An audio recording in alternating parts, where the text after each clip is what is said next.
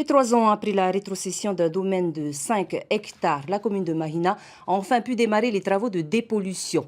Une première étape avant la démolition des structures jadis occupées par le commissariat à l'énergie atomique et le RSMA.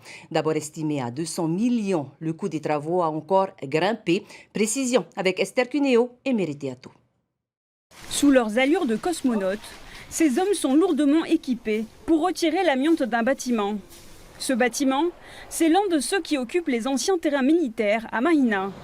Ici, les travaux de dépollution ont démarré fin novembre. Il s'agit de retirer 50 tonnes d'amiante et 6 tonnes de plomb. Là concrètement, sur ce bâtiment-là, on a des plaques de fibrociment amiantées et des dalles de sol qui sont amiantées. Donc on aura deux processus à mettre en place. Pour réduire la poussière à l'intérieur et s'assurer qu'aucune fibre d'amiante ne s'échappe, l'entreprise a d'abord confiné le bâtiment et prévu un filtrage de l'air. Ces appareils sont des extracteurs d'air qui consistent à créer une dépression en zone de travail et du coup à attirer les poussières d'amiante dans ce pré-filtre. Et l'air qui en ressort des extracteurs est tout à fait pur. Si l'air est filtré, la température de l'autre côté des bâches peut vite devenir suffocante.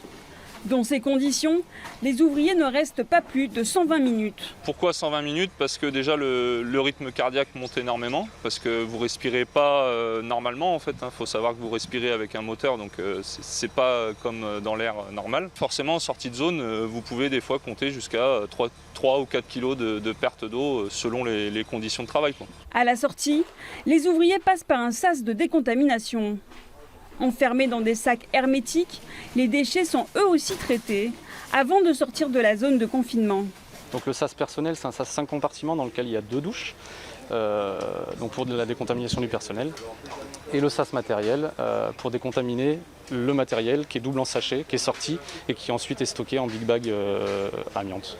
Complexe et strictement encadré, ces travaux d'abord estimés à 200 millions ont finalement été revus à la hausse. D'où une certaine attente de la commune, après les annonces du président de la République. On en a pour un peu moins de 300 millions pour l'instant, mais avec les surcoûts, il y a une vraie question par rapport à l'avenant qu'avait annoncé le président Macron à sa venue, sur le montant qui va être ajouté à ce contrat de redynamisation qui s'achève bientôt. La commune espère pouvoir aménager le domaine dès 2024. Elle imagine alors une zone d'économie mixte avec une salle polyvalente, un marché ouvert, une promenade, mais aussi des restaurants et des bureaux. Et par souci de cohérence, la commune cherche également à récupérer une autre parcelle pour désenclaver sa future ville mixte et y ajouter un centre équestre. Il est vrai que là aujourd'hui, la partie qui nous a été rétrocédée a peu de francs de route, donc du coup pour en faire un deuxième cœur de ville, c'est effectivement plus compliqué.